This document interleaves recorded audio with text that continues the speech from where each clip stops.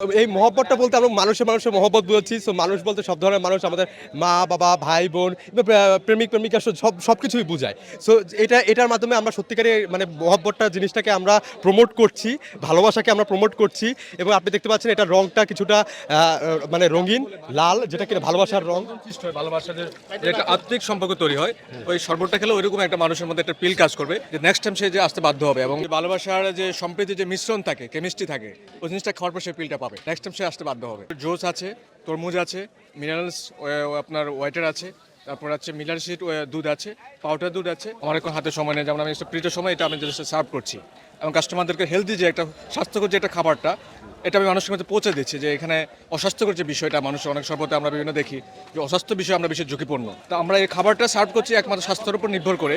এবং মহাব্বতের শরবত এটা দিল্লি ভাষায় শরবতকে মহাব্বত, সেটা আমরা ট্রান্সলেশন করে শরবতে মহাব্বতকে আবিষ্কার করেছি। উর্দু ভাষা থেকে এসেছে শরবতি মহব্বত। তো সেই শরবতি মহব্বত থেকে আমরা এটাকে বাংলাকে ট্রান্সলেট করে বানিয়েছি মহব্বতের শরবত। এবং এটা খুবই হেলদি একটা খাবার। এখানে আমরা 100% ন্যাচারাল একদম গাভীর খাঁটি দুধ ইউজ করেছি, তরমুজ ইউজ করেছি, এটা আইসি ফ্লেভার দেওয়ার জন্য আমরা আইস ইউজ করেছি এবং তার পাশাপাশি আমরা পরিমিত পরিমাণ চিনি ব্যবহার করেছি। এগুলো সব কিছু মিশ্রণ করে আমরা 10 মিনিট নাড়িয়ে একটা খুবই সুন্দর একটা আপনাদেরকে একটা ইনগ্রেডিয়েন্ট ফ্লেভার আমরা প্রেজেন্ট করছি। ইটস কল্ড মহব্বতের শরবত। এটা আমরা উদ্যোগ নিয়েছি এবং আমরা এটাকে খুবই ইন্সপায়ার করছি এবং এটা খুবই মোটিভেশনাল জিনিস আমাদের সবার জন্য।